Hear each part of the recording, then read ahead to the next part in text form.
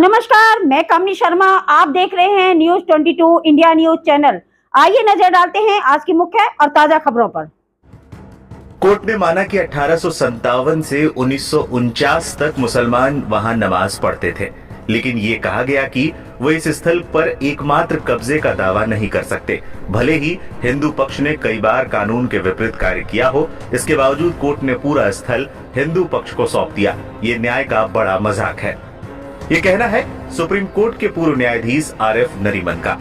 पूर्व जस्टिस नरीमन ने अयोध्या राम मंदिर पर सुप्रीम कोर्ट के फैसले पर असहमति जताई है। उन्होंने अदालत के फैसले को सेक्युलरिज्म के सिद्धांत के खिलाफ बताया। रिटायर्ड जस्टिस नरीमन ने कहा कि इन फैसलों में सेक्युलरिज्म के सिद्धांत के तहत न्याय नहीं दिया गया। उन्होंने इसे न्याय का मजाक करार दिया। दरअसल सेक्युलरिज्म और भारतीय संविधान नाम के एक विषय पर आयोजित प्रथम justice am Ahmadi memorial lecture में उन्होंने ये बातें कही।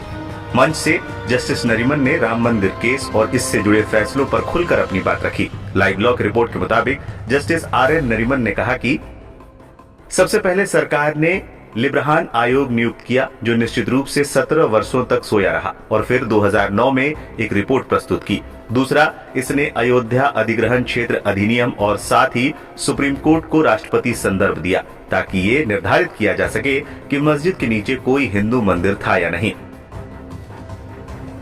इसे उन्होंने एक तरह से शरारतपूर्ण बताया। इसके बाद जस्टिस नरीमन ने इस्माइल फारूकी वर्सेस भारत सरकार के 1994 के फैसले का जिक्र किया। इस केस में अयोध्या क्षेत्र अधिग्रहण अधिनियम 1993 की वैधता और राष्ट्रपति संदर्भ पर सुनवाई हुई थी। इस केस के फैसले में सर्वोच्च न्यायालय ने 67 एकड़ भूमि अधिग्रहण को वैध जरूर ठहराया था, लेकिन जस्टिस अहमदी ने मामले पर आपत्ति जताते हुए इसे सेक्युलरिज्म के सिद्धांत के खिलाफ बताया था। अपने वक्तव्य के दौरान जस्टिस नरीमन ने श्री राम जन्मभूमि मामले में सुप्रीम कोर्ट के 2019 के अंतिम फैसले का जिक्र किया।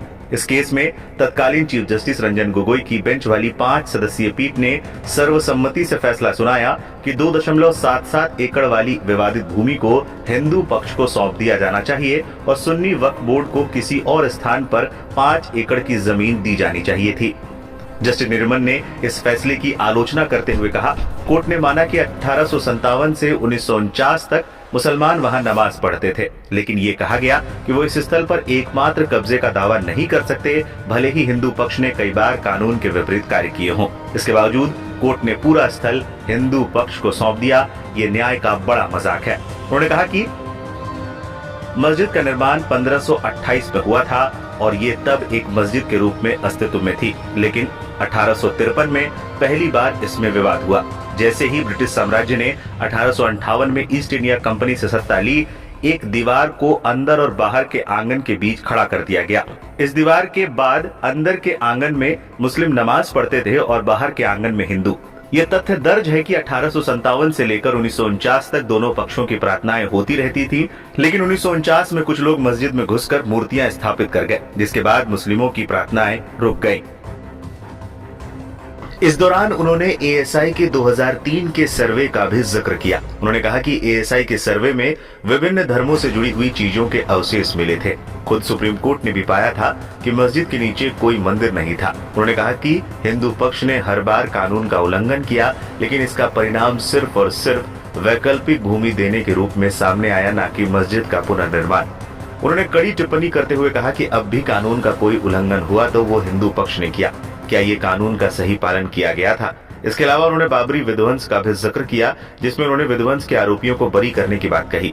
जस्टिस नरीमन ने कहा कि जिन्होंने आरोपियों को बरी करने का फैसला दिया, उन्हें बाद में यूपी का उप लोकायुक्त बनाया गया। ये हमारे देश की स्थिति को दर्शाता है। इस तरह पूर्व जस्टिस नरीमन ने राम मंदिर मामले पर खुलकर अपनी बात, अपना पक्ष रखा। अब जस्टिस नरीमन के बयान पर आपकी क्या राय है, हमें कमेंट करके जरूर बताएं।